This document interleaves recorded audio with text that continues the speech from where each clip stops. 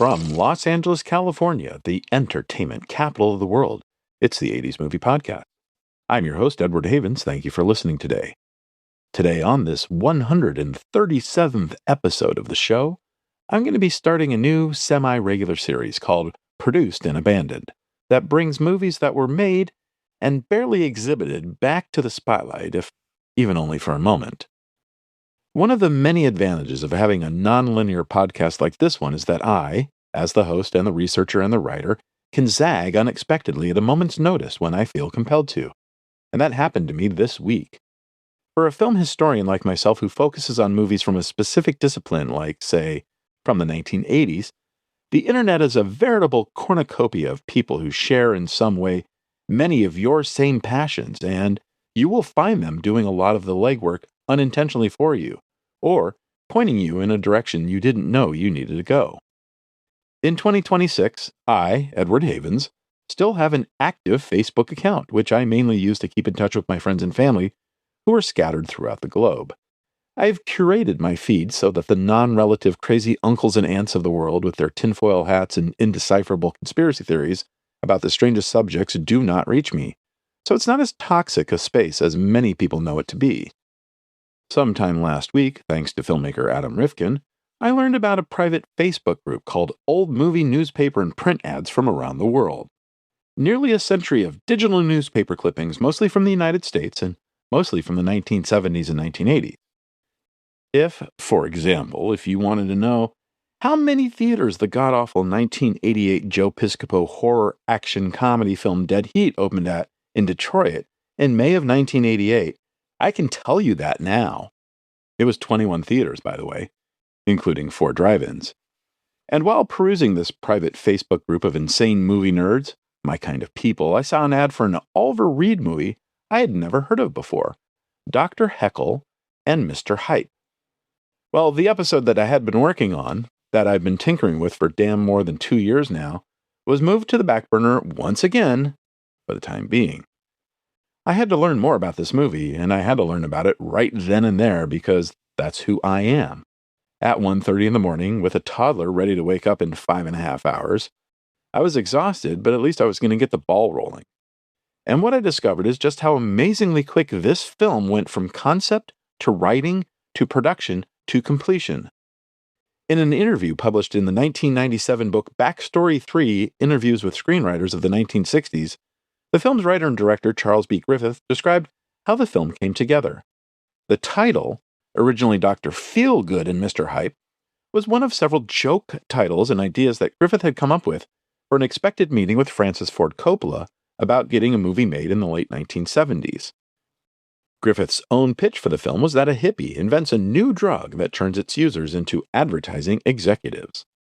It was more meant to be an opening icebreaker joke than a real movie. After filming the movie Up from the Depths in the Philippines in 1978, Griffith would find himself talking to Canon Films co-president Menachem Golan, who wanted Griffith to write a screenplay for The Happy Hooker Goes to Hollywood. While that film would get made, it would get made without Griffith ever signing on to it. But the two men would continue to talk regularly, as Griffith had been a roommate of Golan's when the Israeli filmmaker first arrived in America. And during one of those talks around New Year's Day of 1980, Golan asked Griffith, who had just finished a 2-decade-long, 2-dozen screenplay working relationship with Roger Corman, what he wanted to do next. Griffith would blurt out, for whatever reason, the title and pitch for Dr. Feelgood and Mr. Hype. And Golan loved the idea. He was ready to put $750,000 into the production, provided Griffith had the film ready in 4 months. Ready to screen at the Cannes Film Market in 4 months, that is.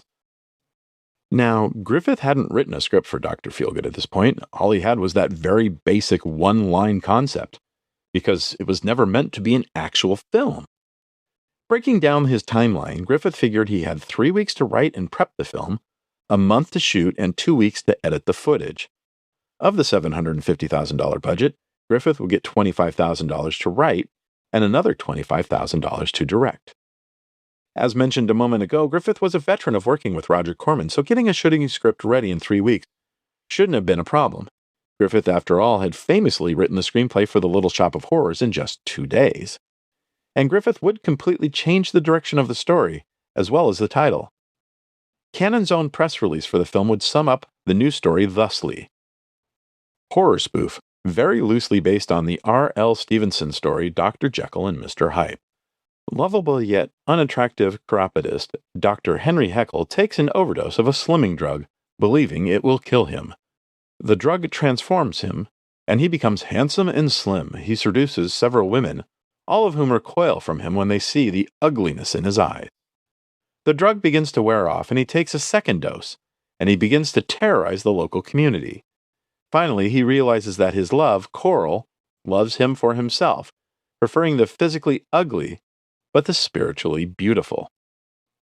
At first, Griffith tried to get the legendary Dick Van Dyke to play the titular characters, but Mr. Van Dyke was booked for all of 1980, appearing in the title role in a Broadway revival and U.S. tour of The Music Man. So he would turn to his second choice, who was naturally, as one would expect as a second choice to be, for the wiry, immensely talented singer, dancer, and actor Dick Van Dyke, the incredibly talented but somewhat pudgy, hirsute, and not exactly known as a singer and dancer, Oliver Reed. By 1980, Mr. Reed had lost a lot of his star luster that made him an unusual heartthrob throughout the late 60s and early 70s. Not that he wasn't working on a regular basis. In fact, when Reed agreed to take the lead roles here, Griffith would have exactly 1 week to work with the legendary actor, who had a tiny hole in his schedule before he needed to arrive in Paris to begin production on Disney's Condor Man. That wouldn't be a problem for Griffith, who was used to dealing with massive production changes at the last minute.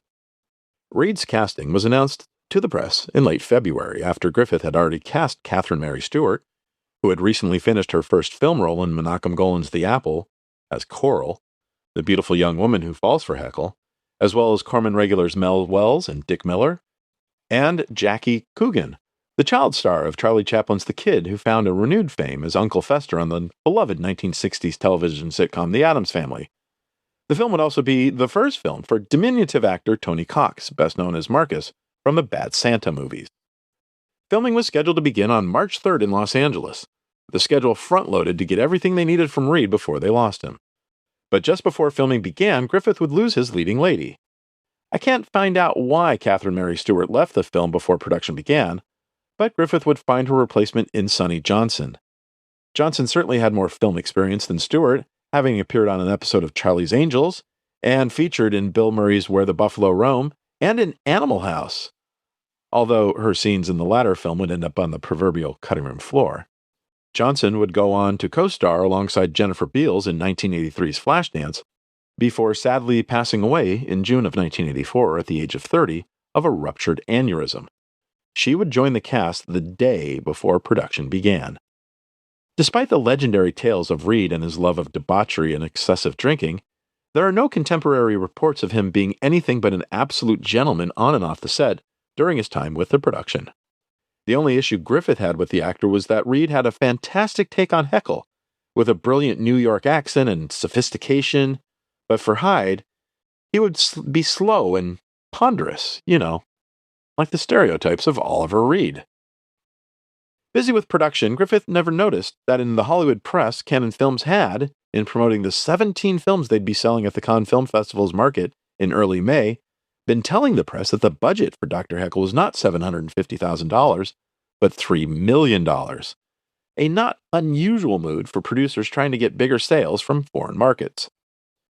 But sure enough, Griffith would have a 99-minute movie fully edited by Skip Skulnick, whose next editing job would be on Halloween 2, and a musical score by Richard Band, ready for its first Cannes Film Market screening on May 11th.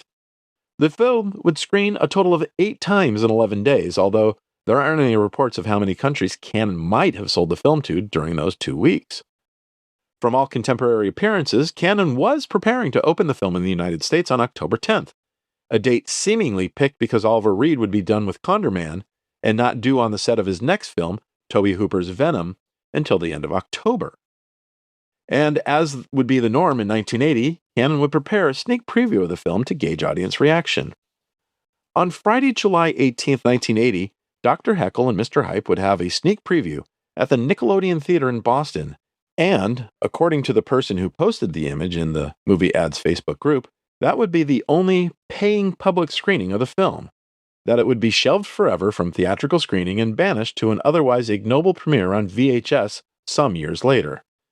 And while that is mostly true, it's not exactly 100% true. I was able to find at least 2 actual theatrical release playdates, both opening on that same July 18th as the Boston sneak preview, at the Golden Mile Twin and the Imperial 6 in Toronto. 2 evening shows a day at the Golden Mile and 5 daily shows at the Imperial 6. The only contemporary hint as to how the film played in Toronto was that both screens dropped the film after a single week. Cannon would continue to promote and show the movie at various film festivals and markets around the globe, including at the Montreal Film Festival in late August 1980, where Menachem Golan's crazy disco sci-fi musical The Apple was screening in competition.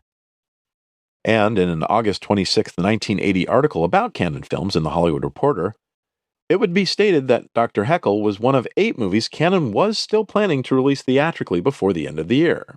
Except that never ended up happening. Dr. Heckyl and Mr. Hyde does not appear to have ever played in any cinema outside of maybe one screening at a film festival in Barcelona on June 8, 1981, but I can't find anything about this screening outside of a listing on the IMDb release info page. The film would start showing up on VHS tapes around the world, with titles like Experiencia Fatal in Brazil, Boyfriend and Wild in Greece, Dr. Heckyl and Mr. Hyde in Japan, and my personal favorite, I'm Ugly But I Want to Conquer in Hungary. In May of 2026, one can find the movie available for free with ads on the Tubi platform, as well as a pirated copy on the most popular English-language video sharing platform. I might sit down one day and watch it, but as I said on the previous episode, I have a lot of plans for this podcast. Thank you for joining us. We'll talk again, hopefully real soon. Remember to visit this episode's page on our website, the80smoviepodcast.com, for extra materials about Dr. Heckyl and Mr. Hyde.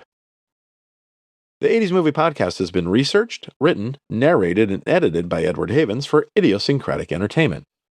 Thank you again. Good night.